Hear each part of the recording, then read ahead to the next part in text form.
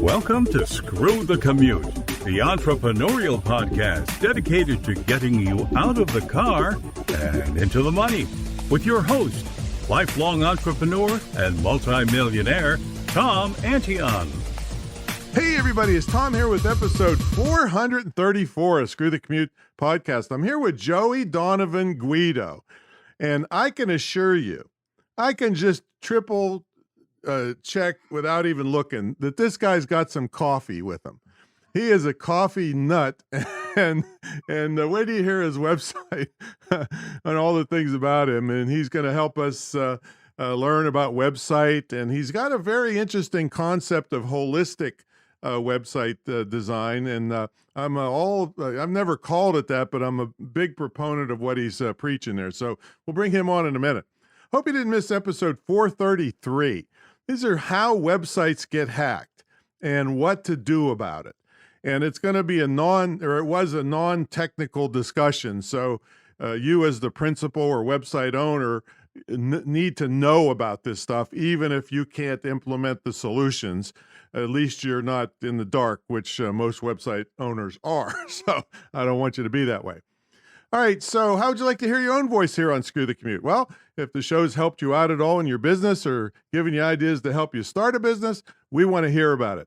Visit screwthecommute.com and look for a little blue sidebar that says send a voicemail. Click on it, talk into your phone or computer, and tell me how the show's helped you. And hey, put your website in there too so you can get a big shout out in your own voice on a future episode of Screw the Commute. And while you're over there, you want to pick up a copy of our podcast app. It's screwthecommute.com/app. That's APP.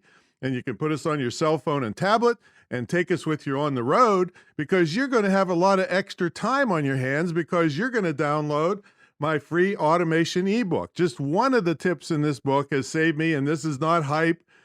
We estimated it about 7.5 million keystrokes. Definitely saved me from getting carpal tunnel. And it has all kinds of automation tips on how I've handled up to 150,000 subscribers and 40,000 customers without pulling my hair out. So check that out at screwthecommute.com/automate free. screwthecommute.com/automate free. Now, I know everybody's freaking out because of the pandemic, but I'm not, and my students aren't, because we know how to sell from home. I've been preaching this I've been selling on the commercial internet for 27 years, since it started in 1994. I've been preaching and teaching for 23 years, this stuff. But nowadays, everybody's saying, oh, I guess you can work from home now. I said, yeah, I think you finally got it because of a worldwide pandemic. But you can sell from home. So 23 years ago, I've been teaching this, but 13 years ago, I started the only licensed dedicated internet and digital marketing school in the country, probably the world. It's certified to operate by SHEV, the State Council on Higher Education in Virginia. But you don't have to be in Virginia. If you can hear my voice and you can speak English, you can attend this school because it's good quality distance learning, unlike the 4-year traditional colleges now that just teach you how to protest, and then you get out and you're competing for a job at Starbucks. So no, these are the hardcore skills that have created my lifestyle business and for many, many of my students around the world. So check that out at imtcva.org. And a little later, I'll tell you how you can get a full scholarship to the school if you're in my high-end mentor program, which you can gift to somebody. And I'll tell you what, it'd be the best legacy gift you could ever give to your kids, your nephews, nieces, grandchildren, because then just a selfish thing about it, they'll have their own money and they won't be coming living in your basement. so check that out. All right, let's get to the main event. Joey Donovan Guido is the owner of Cuppa SEO Web Design and the author of the book, A Holistic Guide to Online Marketing. So in addition to running his web design firm, he offers consulting and speaking services based on the principles found in his book. Joey, are you ready to screw the commute? I am ready to screw the commute. Yes, sir. Put your coffee down and talk to us for a minute. How'd you get so crazy about coffee, man? Oh, man, that started, I was never a coffee drinker. My parents drank Maxwell House, which when I had it once or twice, literally just tasted like dirt to me. And then when we were pregnant with our first kid, Max, I had a business in New York, which I can tell you about a little bit. We would go to Dunkin' Donuts for breakfast every day, and I started drinking coffee. And now I won't drink Dunkin' Donuts. I'm really a coffee snob, but that kind of put me on my way. And now it's just like a daily habit, and I love it. Now, see, I never drank coffee till I was, I don't know, 63 years old. And I did like coffee ice cream. And then I made the mistake one time, I'm a do-it-yourselfer and I tinker with all kinds of stuff. So somebody said, oh, you can make your own coffee ice cream. So they said, you put coffee in the vanilla ice cream, mix it up, and there's coffee ice cream. Well, what they neglected to tell me was that you're supposed to use instant coffee. so I mixed up this mess. My mouth is all black. It tastes like crap.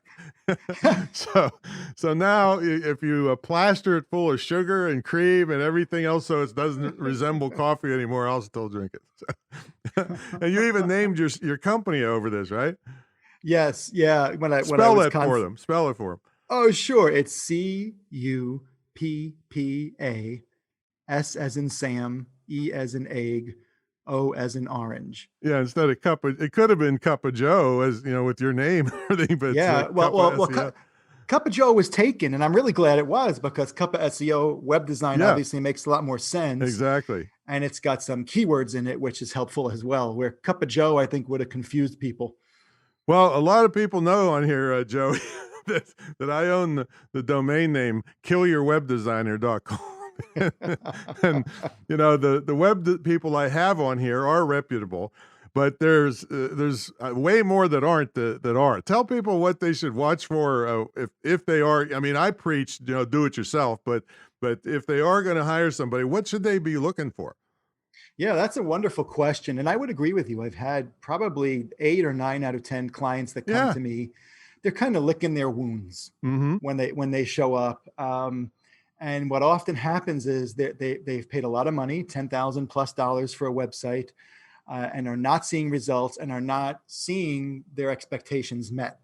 So a couple things to look out for. One is if somebody starts giving you some baloney about, hey, we're going to put you on retainer, like for instance, to help keep your SEO fresh. And, and they don't really give you any details. And you're paying $500, $1,000, $1,500 a month, and you're not seeing any more traffic. You're not seeing any more conversion, any more leads come through.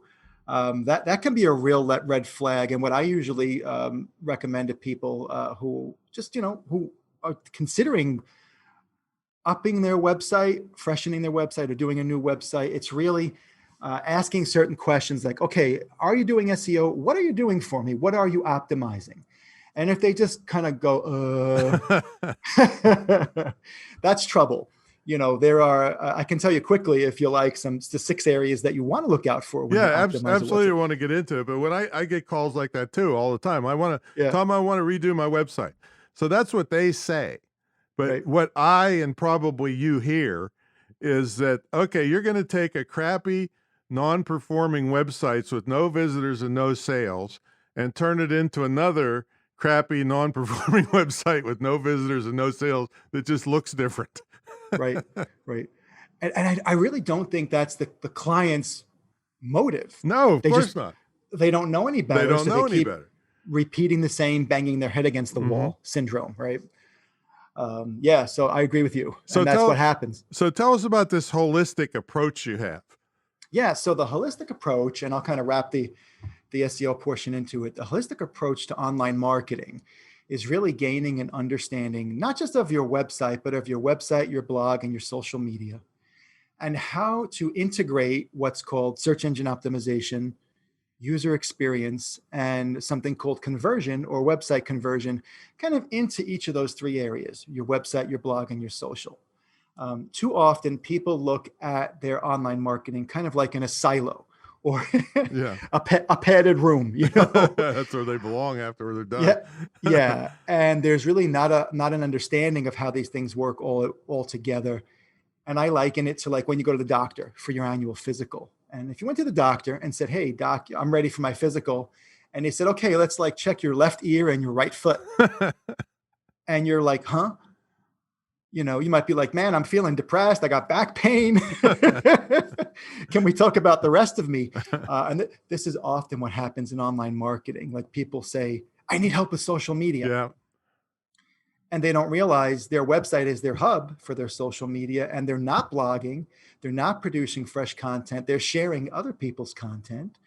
And then they're wondering, well, why isn't anybody going to my website? Yeah. Yeah. I mean, I won't even take a client anymore that comes and tells me that they want a certain thing fixed. Mm-hmm. Like one thing that is stuck in their mind that they think is wrong. And then I look at their stuff and there's like 44 things wrong. So I won't do it because they're going to be upset. I'm going to take their money for nothing. I don't believe in that. And you don't either. So yeah, you got to look at the whole picture. Yeah. Hey, do you want an extra job? You got some time? No, no, I don't have any time. You hit the nail on the head, brother. Let me tell you, because it's exactly, what we do is when someone comes and says, I need social media or whatever they say, I'm like, let's take a step back and we take that holistic view and we look at what's going on the website. What's going on? Do you have a blog? No, I don't have a blog. What are you doing on social? Well, nothing. And it's really trying to get an understanding of really what's wrong, what's lacking, and what are your goals, and what's the best way to sustainably fix things. Well, it's not really true they're doing nothing on social media because they probably got a Facebook business page 7 years ago and made one post. So that's technically not nothing. True. And then there's the flip side where people are sharing too much or non-relevant information. They've had one like in the past millennia. Yeah. So what you said there was 6 steps that you go through? Yeah. So there's 6 steps to optimizing a website. What we can do a real high level. And what I love about these, we've been doing this for years. My business is almost 10 years old now. We've got a team of 10. It used to be just me. And I'll tell you more about that when we talk about the journey, but really the goal here is to make it holistic and to make it sustainable and really as hands off as possible. You don't want to have to finagle every other day with your website. And you shouldn't have to pay somebody else to do that as either. I've developed a process where you don't have to do that, where you'll still see good, consistent results with your website. And what that really means is we want to optimize 6 major areas of your website. The first thing we do is we create a custom keyword report based on input from you. So we really understand who you are, what you do, what your goals are, and what keywords that you think people use. And then we do research, and some clients, they really have no idea what keywords are needed, and some really have a good bead on it. But once we have that keyword report, we optimize something called your title tag, which is that gray bar right at the very top of Chrome or Safari, or heavens, if you use a Microsoft product like Bing, it's still up at the top. So there's your title tag. The beginners are out there. What are they laughing about? Just don't worry about it. Just don't do it. Well, it's a step above the old Internet Explorer, which was a disaster zone. So you want to optimize those title tags. And then the next thing you're going to want to optimize every single image, logo on your website with good keywords, your headlines, your on-page copy, or also referred to as your content. Then you've also got any text links that you've got, like, hey, contact us now, could easily turn into a little bit of an optimization phraseology like, hey, contact Cuppa SEO Web Design now. Right? We've got SEO, we've got web design in there. Yep. And it doesn't look spammy, right? And then the 6th area is what's called your meta description, which is basically 160 characters or less, not more. You get dinged for that sometimes. And that's when you do a search query and you'll look for ice cream, in New Jersey or whatever, and you get those results with like one sentence under the business name. That's your meta description. Yeah, so those are all basic things that everybody should be doing. But, that's one of the first things. Well, the first episode of this podcast is all about keyword research because it's, like I said, people get what I call the CSI, crappy, stupid idea. and then they get all the domain names, and they get, GoDaddy talks them into getting every domain name that ever was invented, and their bill is $600 before they get out of there. And then they hear crickets chirping because they didn't do all this other stuff you're telling them about. Yeah. Yeah. And this is where that red flag comes up that you mentioned earlier, is that a lot of web design firms say they do SEO and they don't. They do a plugin, the SEO Yoast plugin, and they're like, there you go ahead and optimize your website, buddy. Yeah. And they don't even if they put the plugin in, which I'm not against, but they don't even use it, because the first thing I look at when somebody says, hey, check out my website, I go up and hover over the title tag, and it's got the same exact thing in every page. And so that's like the kiss of death right there. Google says, why should we give you a high ranking if every page is identical? Right. Or it says home. About. Right. Yeah. People are searching. Yeah, I think I'll sit down and search for a home page today. Yeah. That's what Now, I know you've cut your teeth with copywriting, which listeners here have heard me many times say that's the number one skill in my entire 44 years in business. So tell us about that. Yeah. So back in the day when I still lived in New York, it's very interesting how it happened. I was working in corporate America. The dreaded JOBs. Yeah. And one day my wife said to me, and this was my wife's idea, she said, you need to do something different. And you're a really good writer. I was a screenwriter. I actually almost got the last screenplay I wrote almost got picked up by United Artists back in 2004. Oh, good. I want to tell you my idea for a show, and you can steal it if you want, because I'll never do it. But, okay. Here it is. So I'm going to be like a Batman type. I'm going to have gotten rich on the internet, but I'm going to be a rich Batman type. And then I'm going to throw a big contest for virus writers and hackers with $1 million prize. And then I'm going to get them all in one place and then kill them all. That's the basic idea. Can you run with that? Yeah, it sure. would be a hit. It would be a hit. Everybody would be so happy, except for all the virus maker software, virus software. That's funny. All right, back to the drawing board. Yeah, so my wife presents me. She shows me this kind of mailer. This is back in the day when people actually looked at their mailings, Yeah. and it was for books. And there was this book called The Well-Fed Writer. And I think it's still around. I'm blanking on the gentleman's name, but the name of the book is The Well-Fed Writer. And it told you step by step how to become a freelance writer. And I hemmed and hawed and I resisted and I didn't buy the book. And one night we were on a date down in the Village in New York. And my wife grabbed my arm and said, we're going into Barnes & Noble right now. She bought me the book, and the rest was history. Within 4 weeks, I had my first client. Within a year, I had a thriving freelance business where I was making 80 grand a year. This is back in 2004. That was pretty good for me. And had 2 great clients. And when they went away, things got scary. And so that's kind of what led me to move to Wisconsin and take another corporate job. But it really, writing that content, it was a blast. Yeah. Yeah. I mean, I kind of like to write. I'm not a fanatic about it. And I kind of write like I talk. But copywriting is a different skill, though. I mean, it's there's certain psychological things you put into it. But if you're smooth with it, man, people just flock to you. Yeah. And that's a really great point, because it is a different animal. I think those who can write content as if they were speaking to somebody, but write it in a way so it doesn't sound bad, so to speak. Well, yeah, I mean, it depends on your market too. Like, I've had people in biz op markets that you can just abuse the heck out of everybody and they buy everything you got, as long as it's super cheap. But more sophisticated markets, you can still use the psychological triggers. In fact, that's one of the most famous books ever, is Triggers by Joe Sugarman. It's like $1,000 to find a used copy nowadays. Wow. Yeah. Oh my gosh. but yeah, it's an important skill, and it works in the stuff you're talking about on your website about your content.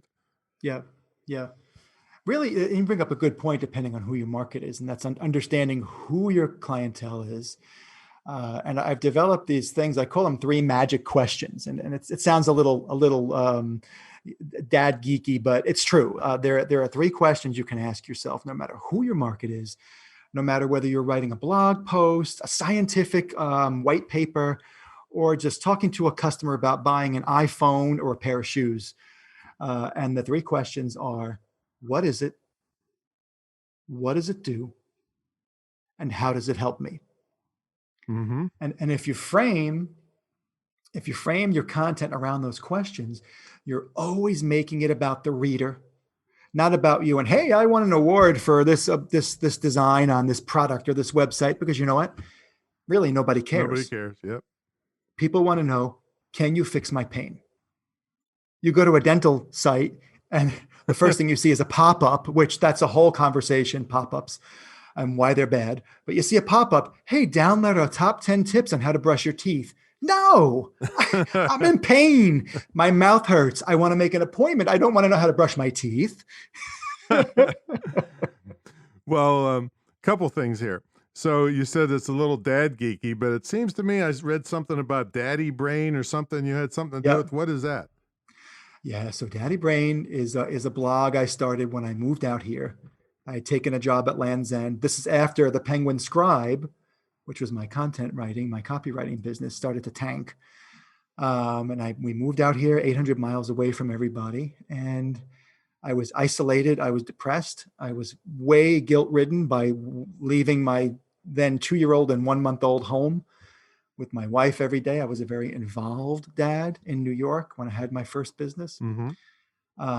And one day, this guy, Jeff Sawyer, he was my leader. He said, why don't you write a blog about this stuff? So I started Daddy Brain, really to kind of just talk about what was going on for me. And as you probably know, guys are supposed to like, football, sex, and, and beer, punching people out and being angry. Right. Yeah. And it's like, hey, heck, we have actual other emotions. Yeah, we do.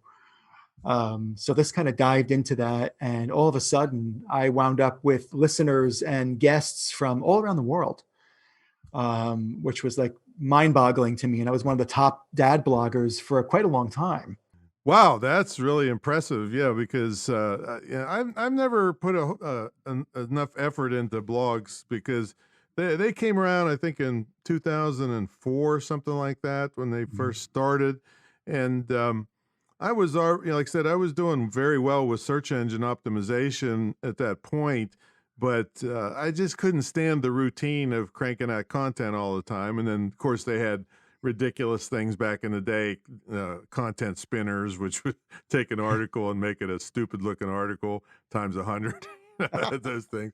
But I started transitioning to paid traffic rather than really hitting the blog real hard. But you mentioned something right a minute ago. You said pop-ups are bad. Yeah. Well, so this might be a place where we can banter a little bit, because I had great luck with pop-up boxes. I mean, enormous amounts of money and subscribers from pop-up boxes. So, for instance, I had a pop-up box on the homepage of Antion.com, which is old enough that it precedes the Wayback Machine. That's how long it's been around. And before I put the pop-up on, I was doing about 175 subscribers a week. And as soon as I put the pop-up box on, I went to 400 subscribers a week. So, cool. So that made me very happy. And then before the browser started stopping them, I was using an exit pop-up on so it's kind of a little bit funny in that I was using, I forget what they were called in the day, the type of exit pop-up, but I was selling wedding books and eulogy books, ebooks. And so if they would leave without buying, I'd say, hey, I don't know how much it should cost. I'm not even married. Pick your price. And so whatever I got out of them was better than nothing, because it was, I paid, with Google AdWords at the time to get them there. So if they gave me $10 instead of 17, great, I'm ahead of the game. So I've had great luck with them. So what's your take on them? You sounded like you didn't like them. Yeah, well, it's I don't have a personal vendetta against pop-ups. It's something, and this is a really good thing to bring up, because there's exceptions to every rule. And really, when you're building a website, when you're working on your website and thinking about your conversion methodology, the biggest question is not as what did Tom or Joey say. The question is what works for us. Yeah, and it's, like I said, market dependent too. Like for that particular market, for people desperate to get a wedding speech book or to do a eulogy, it worked for years beautifully, but in certain markets I wouldn't do it, so, but they're not all bad, in other words. Oh yeah, they're not all bad. It's really, there's more misuse than anything else.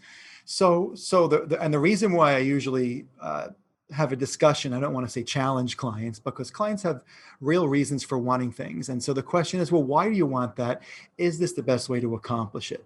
Now, if you were my client and you said, hey, I more than doubled my subscriptions with this, I don't want to get rid of it, I'd say, all right, well, let's talk about methodology. How long does it take before that pop-up shows up? Where does it show up? Is it sliding out from the side? Is it popping up in the middle? Is it interrupting the flow of what somebody might be in? Do we make it pop up when somebody goes past the first page or past the first 30 seconds? But to answer your question, why pop-ups don't always work is because you get to a website, you're there for 5 seconds. You've probably got sliders going on. If somebody's done a bad job with the website, they've got all this information, multiple calls to action, or you're just trying to get the lay of the land. And all of a sudden a pop-up comes up and interrupts you. And the reason why I refrain from doing pop-ups unless they're necessary, like in your case, is because from a user experience standpoint, they can become noise. And in the effort to try and convert somebody, you could also turn them off. And really what we're looking at here is that user experience, right? And if something pops up and it's got value, and it's spot on what your visitors are going to want anyway, well, one, you're going to have more success with it. Two, my first question is, well, why isn't that a static call to action on the homepage? Why does it have to pop up? Why can't that be a button with a sentence? Right? Well, it all boils down to testing it. You test what works best for your market. That's basically, because people ask me all the time, Tom, is this headline better than this other one? And my smart aleck answer is, you may rub me if you like, but I am not a genie in a lamp. So yeah, I don't know. Your market is going to tell you what worked as long as you put the tools in that you can legitimately test it. And most people, with regard to copywriting, they get a half-baked sales process done and then pat themselves on the back and never look at it again and decide, oh, it didn't work or it worked, because they didn't test it. And the guy that taught me this, from his beginning sales letter, the best effort he had ever had, from his beginning sales letter to his final version after testing, sold 19 times as much, and people just don't want to take the time to do that. But that's critical to find out what works in your market. That is a wonderful point. And it's, just talking with you a little bit, like I'm more of a believer for the pop-up in your case, because again, I would want to talk about, is that the best solution? Is there a way to test it, like you said, to see if we get even more conversion out of it? Yeah, right. Yeah, if you got something working, you try to beat that. It's called the control. And then if what you do, and some of and you can't trust what you think. You cannot trust, like another guy I knew, he had this wonderful testimonial that was down near the bottom of his sales letter. Really nice results-based testimonial, not over the top, but really nice. So he thought, if I move this to the top, near the top of the sales letter, I'll probably do better. Results went down by 35%. Yep. He moved it back, and who knows why? Nobody knows why for sure, but that's what it was. And so he moved it back, and the results went back up 35%. That's amazing. Well, I'm glad they only went down 35%. Exactly. To me, that breaks that rule about making it about them, not you, right? And really, like, my thinking, again, this is just my speculation, because unless we're talking to the actual users, when it's at the bottom of the page, I've already seen what you had to offer. I've already decided, yeah, this is probably something that can ease my pain, but I might be that kind of connoisseur of a web page where I've got to read everything, right? So I keep going. And now I get to the bottom and I see, oh yeah, they've already shown me they can help me. They haven't made it all about them. Oh, look at this. This looks like somebody's happy with them. And hopefully he's got a call to action right with that. Right. With that testimonial. And then that's that last selling piece, or that last relationship building, right? Because we don't want to look at it as sales. That's at least how I look at it. If we can build a relationship, someone's going to hire us. Yeah. And right? and kind of a spin-off, I'm not sure if you mean this or not, but from the holistic approach, how did they get to the web page in the first place? Right. So many of mine come from, they've been on a webinar with me for 2 hours hearing all about this thing. So they're ready to check out by the time they hit the page. So this is what, to me, what holistic is. You got to look at everything around the situation, not pick it apart one piece at a time. Right. Because then you're in a void. And if you're in a void, it's like saying your back hurts, right? And then, well, is it your mattress? Is it what you're doing with your exercise? Is it your lack of exercise? Your shoes. Did you slip a disc? I mean, really, trying to determine something by just looking at one slice is impossible. You might guess right, but why guess right when you can do some testing, do some global view of something, and really start to understand it more. Yeah, back to your doctor's example, is like when you walk in, they say, "Here, take this pill," and see, I got it. They're reading Inc. magazine, and they just leave the room and say, "Take this." And I don't care what's wrong with you. So, is Olivia there? Could she come on the line? Who, my cat? Yeah, I heard you had a cat named Olivia, but I wasn't sure if she's still alive. Yeah, no, she passed a couple of years ago. It's funny.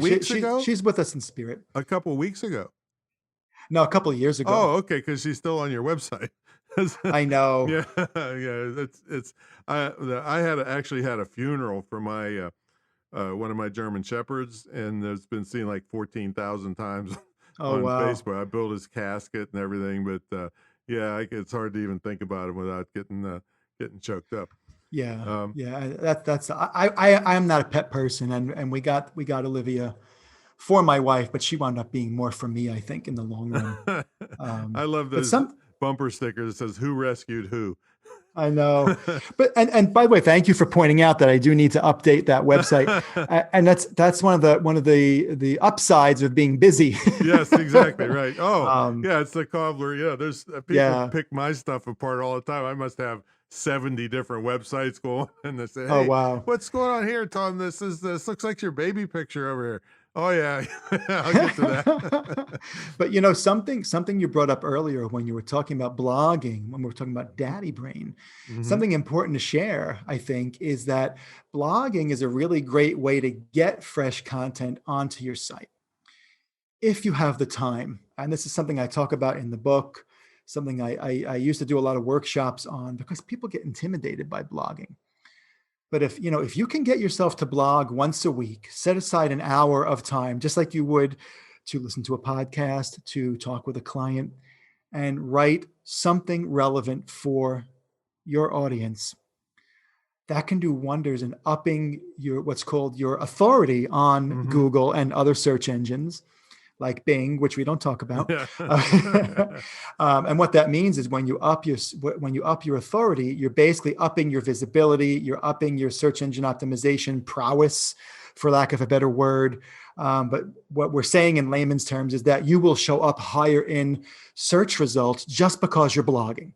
Yeah, and there's a thing called blooking, which blog to book. So they write their book in the form of individual blog posts and then put them together and edit it later. So it doesn't seem so daunting to sit down and write a book. Man, did you read my book? Because I talk about that. No, I'm going. I will, of course, but and I was just thinking about Bing too. Bing, the one good thing about Bing is if you're trying to learn paid traffic, it's cheaper and you can mess up more. And if somebody does, it's still people that will see your ads. So, Right. so it'd be worthwhile to practice on, because if you jump into Google ads, oh boy, it's Yeah. more complicated every day, seems like.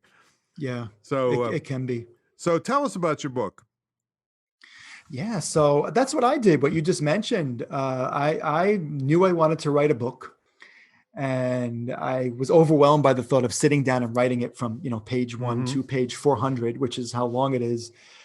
So I did exactly what you mentioned. I started blogging on different topics, and over time, I had accrued quite a lot of blog posts, which I took and I pulled into a Google Doc, organized them, and started to say, kind of, where are my holes that I need to fill? What needs to be expounded upon to give really good details? And early on, I decided with the book to kind of demystify SEO, user experience, and conversion, and share with people how to do it yourself, right? And when I did that, I realized, I might be helping my competition be better. I might be improving their ability. And then, I was like, you know what? That's okay. Because if I improve a competitor's ability to help a client, I help that client get better service. And I realized, like, you know what? Who do you really want to hire? The guy that wrote the book or the guy that read the book? Right. So I kind of let go of worrying about kind of giving away the secrets, because you know what? There are people out there who have a budget of $25. They're just getting started. And I wanted them to be able to take the book and really be able to dive in and do it if they needed to. And please interrupt me if you've got questions as we go along. No, here. I'm just saying, yeah, that's the way I think. So many people are short-sighted. They want to guard everything they got with machine gun nests. Right. And then, but having it in a book, shows your depth of knowledge way more than just an advertisement on your website or being listed. Even if you do show up high, it's still not as the depth of knowledge and credibility isn't there than if you had a book. So yeah, so we love books. I've got, I think, 25 books, and I had one that was 1,042 pages. Wow. Yeah, it dominated the industry for 10 years, and then it got so big. By the time I tried to edit one part, the other part would be obsolete. Oh my gosh. So I started breaking it down into smaller ebooks now. In fact, I do ebook masterminds all the time, teaching people how to create quality books really fast. But what I don't want them to think when I use that term booking, there's software that will do this, but trust me, folks, you can't just take a piece of software and suck in 50 or 100 blog posts and think it's going to look like a book. I'm sure you spent an inordinate amount of time organizing all the stuff you had written and getting rid of duplicates. And oh man. Oh yeah. Yeah. So I want to actually touch upon that, how long it took, but I do want to answer your question, what the book is about, if that's okay.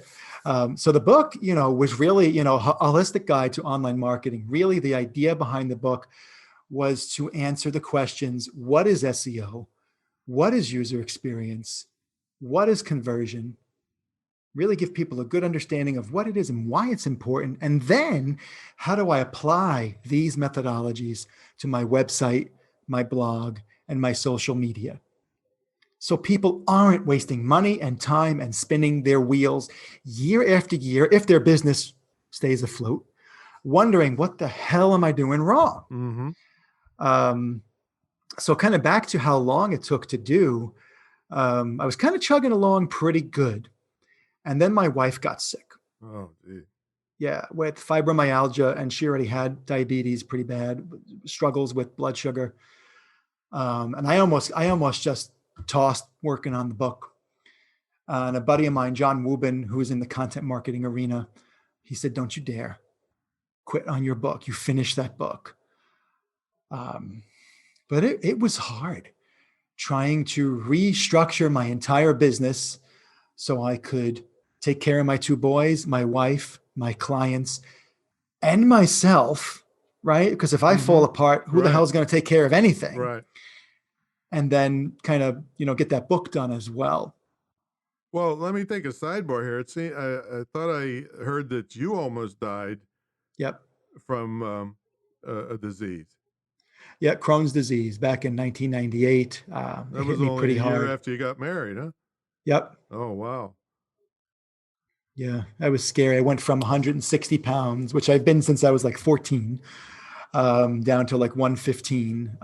Couldn't eat, couldn't sleep, couldn't work. And it was, in the end, it almost killed me, but it was one of the greatest gifts the universe ever gave me. Why do you say that? Well, it woke me up. Mm-hmm. It woke me up to realizing what I was doing wrong, and what paths I could have been on that I was resisting. And I really truly feel like the universe and my body said, no more. You got to wake up, buddy, and get on your path. So how long did that go on? I was really sick, probably for about 6 months. Wow. Wow. Quit a job. Had a business with my dad and a partner. It was a wholesale clothing business, which far removed from content writing, right? Yeah. Or in this case, web design, what I do now. Quit that job, started meditating, going to acupuncture, and just really doing a lot of self-care. I think that's really underrated as business owners, where there's this push, right, to work more, get more clients, grow your business. And that's what I love about what you do, what you teach, because it's saying, hey, there is another way, guys and girls, that you don't have to kill yourself to do this. Yeah. I mean, I got 2 German Shepherds looking at me and say, hey, get rid of that guy. Let's go play ball. Jeez. We've already played twice today. Oh, goodness. Well, we got to take a brief sponsor break. When we come back, we're going to ask Joey. Well, I'd like to know about his name because his last name is Guido, and it seems to me there's some negative connotation to that. People use it as a bad thing sometimes. So I want to hear the derivation of that because, of course, my name is a mistake with my dad coming from Antioch, Syria. So they couldn't read it at Ellis Island. So I ended up, Antion instead of Antioch. Folks, about 23 years ago, I kind of turned the internet marketing guru world on its head in that guys like me were charging 50 or 100 grand up front to teach you what they knew. And then I knew a lot of these people. You give them that money up front, you'd never see them again. So I said, yeah, it's not fair. It's too risky for small business. So I just charged an entry fee, and then I tied my success to your success. So for me to get my 50,000, you have to net 200,000. Well, people really love this, and 1,700 students, and 20 years later, it's still going strong. It's the longest running, most unique, most successful internet and digital marketing mentor program ever. And I have no trouble saying that because I beg people to put their program up against mine, line for line, and they're too chicken to do it because I'm a fanatic. I work evenings, weekends, holidays to take care of customers, and I just love every second. I could have quit years ago. Some of the ways it's unique is the financial aspect of it. I don't get big money unless you make big money, and then you're not stuck with me forever. Then you have an immersion weekend in this estate of mine where you actually live in the house with me, and we have a TV studio in the other building, and we shoot marketing videos for you. And nothing we do is group. It's all one-on-one. Because if I put you in with an advanced person, you're lost. And if you're advanced and I put you in with a beginner, then you're bored. So no, that's not efficient and doesn't help anybody out. So myself and my entire staff work with you one-on-one. We'll take over your screen, show you where to click, and it's extremely comprehensive on actual skills that you need to have: email marketing, shopping carts, blogging, chat bots. I mean, every other thing they invent, all the social media stuff. And then you also get a scholarship to my school that you can either use yourself or gift to somebody else. We've had people gift it to their relatives that are then making money within a few months, even before graduating. So very powerful stuff. And you can check out the mentor program at greatinternetmarketingtraining.com. Greatinternetmarketingtraining.com. Get in touch with me. I'll be glad to tell you about what I feel that your future could be online. All right, let's get back to Joey. Joey Guido's here with us, and he's got Cuppa SEO Web Design Company, and he's the author of the book, The Holistic Guide to Online Marketing. So what's a typical day look like for you, Joey? And tell us about your last name. Yeah, so we'll start with the last name. So when my great grandparents came over from Italy, I think it was back in the late 20s, they decided to Americanize the name. So it was Guido, that is the correct pronunciation, which is a derivative of guidar, which is to drive. So I've never found out for sure, but I assume that back in the day, somebody in my lineage was a horse and buggy driver back in Italy. Okay. So either that, or, sometimes my wife might say that maybe it's just driving somebody crazy, because I tend to do that once in a while. Okay. Usually talking about marketing and SEO. So it got changed to Guido way back in the day. And what's really funny is I had an Uncle Steve, and Uncle Steve loved Guido. And he would petition to us at family gatherings, look, we got to go back to Guido. What is this whole Guido thing? And it was just, he's passed, but I still think about him, and he was just a real character. But all my love to him, but I still say Guido. Oh, you do? Oh, I didn't know that. I was mispronouncing it. That's okay. But isn't calling somebody a Guido a negative thing? A slur? Yes. Yeah. Yes. Yeah, but it all started way back in the day with Saturday Night Fever with John Travolta, right? Right. So I'm from New York, even though I live in Madison, Wisconsin now. And there was a thing, the guys with kind of the chains and the slick back hair and kind of the, the Adidas jumpsuits and whatever, and they were called Guidos. So if somebody would have called him a Guido, they wouldn't have known. Right. But I kind of grew up during the heyday of this era in Ozone Park, Queens. So calling me a Guido kind of just, it was not the best. So what's a typical day look like for you? So a typical day, it's very interesting. I thank the universe every day for my business. I get up, I worked from home for years. And actually have a space now, which is 5-10 minutes from my house. And I did that mostly because I started working with million and a couple of $1 billion clients, and it just kind of felt weird meeting in coffee shops. Got it. So that's kind of an important note to make, that sometimes, working from home was great, but that transition to a space worked for me, because of that. And look at that, a year and a half later, there's a pandemic. It's oh my God, I had no clue. Kids at home doing virtual school. Oh. So I usually get in around 10 o'clock. I have the pleasure of working with a team of 10 talented people who do most of the work. I kind of oversee everything. I am here to field questions, or if there's an issue or something that needs, So they're all working locally. It's not remote. They are all local, but they are working remotely. They're all contractors. Right. Yeah, but they don't come into the office. It's just me here. And so I work typically for about 4 or 5 hours. And then I'm home by usually around 3 o'clock Central Standard Time for a late lunch. And for me, part of my daily grind, so to speak, is it's more the cooking and the cleaning and stuff, because my wife is not well. So I really had to kind of balance my day. But I'll go home, I'll eat, I'll take a walk with my boys, or we'll go shoot some hoops or something. And then I'll try and transition into cooking.